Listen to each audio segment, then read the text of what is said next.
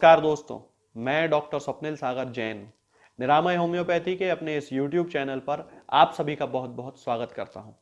दोस्तों, हम आज बात करेंगे पायरिया के बारे में, यानी कि पेरियोडोंटाइटिस के बारे में। तो मैं आपको बताऊंगा कि पायरिया क्या है, ये किन कारणों से डेवलप होता है और किन होम्योपैथिक दवाओं से हम पायरिया को पूरी तरह से ठीक कर सकते हैं।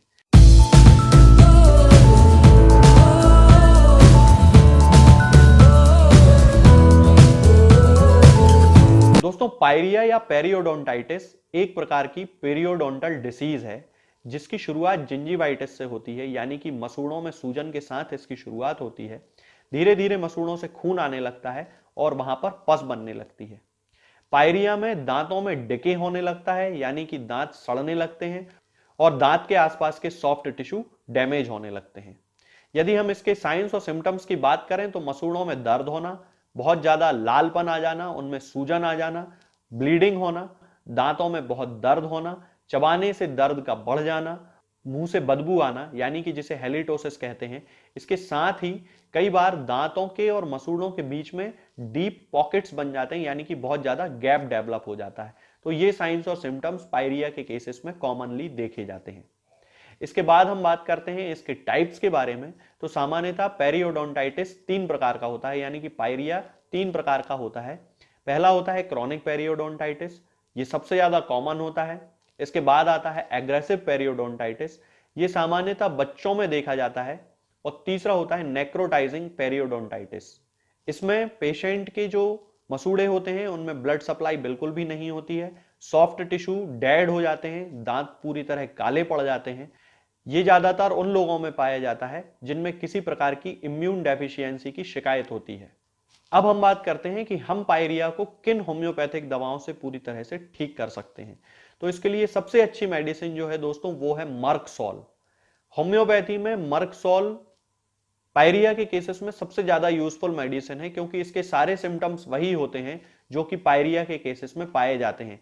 यानी कि पेशेंट के मसूड़ों में बहुत ज्यादा दर्द होता है, मसूड़े लाल पड़ जाते हैं, उनमें बहुत ज्यादा इन्फ्लेमेशन हो जाता है, मसूड़े स्पॉन्जी हो जाते हैं, मुंह से बहुत ज्यादा बदबू आती है और मुंह में एक स्वीट मेटालिक टेस्ट रहता है।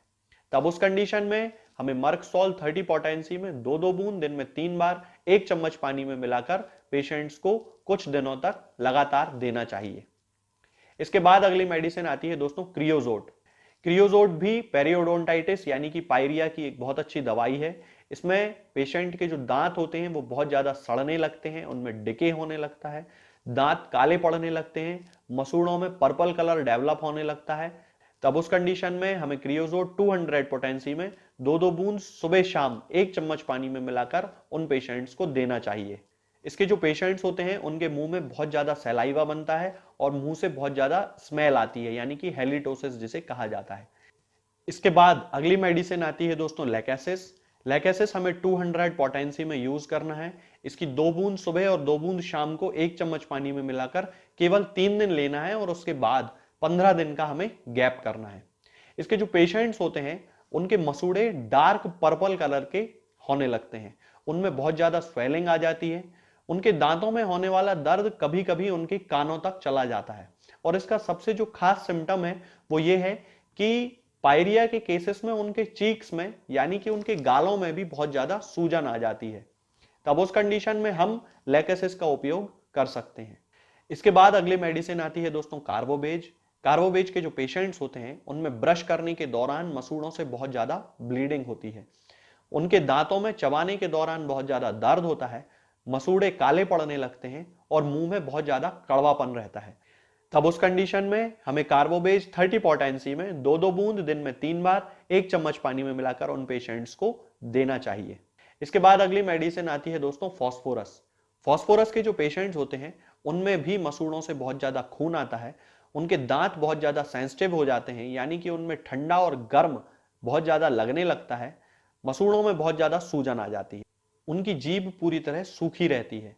तब उस कंडीशन में हमें फॉस्फोरस 200 पोटेंसी में 2 बूंद सुबह और 2 बूंद शाम को 1 चम्मच पानी में मिलाकर उन पेशेंट्स को देना चाहिए।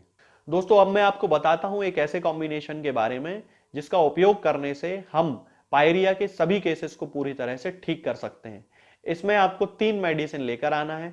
सबसे पहली मर्कसॉल 200 पोटेंसी में इसकी 2 बूंद सुबह और 2 बूंद शाम को 1 चम्मच पानी में मिलाकर पेशेंट को देना है। दूसरे नंबर पर कैलेंडुला 30 पोटेंसी में इसकी 2-2 बूंद दिन में 4 बार 1 चम्मच पानी में मिलाकर पेशेंट्स को देना है। और तीसरी मेडिसिन है गन पाउडर, इसे हमें 3x पोटेंसी में लेकर आना है और इसकी 4-4 टैबलेट्स दिन में 3 बार खाना है। इस कॉम्बिनेशन के लगातार उपयोग से हम पेशेंट्स के पायरिया के केसेस को पूरी तरह से ठीक कर सकते हैं। तो दोस्तों, आज हमने जाना पायरिया क्या है, ये कितने प्रकार का होता है और किन होम्योपैथिक दवाओं से हम पायरिया के केसेस को पूरी तरह से ठीक कर सकते हैं। आगे के वीडियोस में हम बात करेंगे कुछ नई बीमारियों और उनकी होम्योपैथिक दवाओं के बारे में। तब तक के लिए जय हिंद, जय भारत। दोस्तों, होम्योपैथिक दवाओं को खाने का सबसे अच्छा तरीका होता है कि हम हमेशा खाली पेट इन दवाओं को खाएं। जिन दवाओं को दिन में केवल एक बार खाना है, उन्हें सुबह खाली पेट खा लेना चाहिए। मुंह में अच्छे से कुल्ला करके, गार्गल्स करके मुंह को साफ कर लेना चाहिए और उसके बाद हमें होम्योपैथिक दवाई खा लेना चाहिए। जिन दवाओं को दिन में 2 बार या 3 बार या 4 बार खाना होता है, उन दवाओं को खाली पेट खाने का मतलब होता है कि हम उन दवाओं को खाने के लगभग आधे घंटे पहले या फिर 2 से ढाई घंटे बाद ही खाएं। और उस स्थिति में भी हमारे मुंह में किसी भी वस्तु का, किसी भी चीज का स्वाद नहीं होना चाहिए, ना ही हमारे मुंह में किसी भी चीज की गंध होना चाहिए, जिससे कि ये होम्योपैथिक दवाएं हमारे शरीर पर बहुत अच्छे तरीके से काम कर सकती हैं।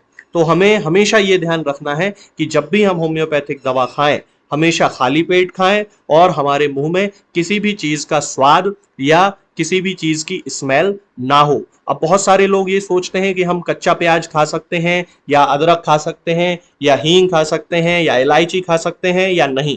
बिल्कुल, आप इन चीजों का इस्तेमाल कर सकते हैं। होम्योपैथिक दवाओं को खाते समय आप इन सभी चीजों को बड़ी आसानी से खा सकते हैं।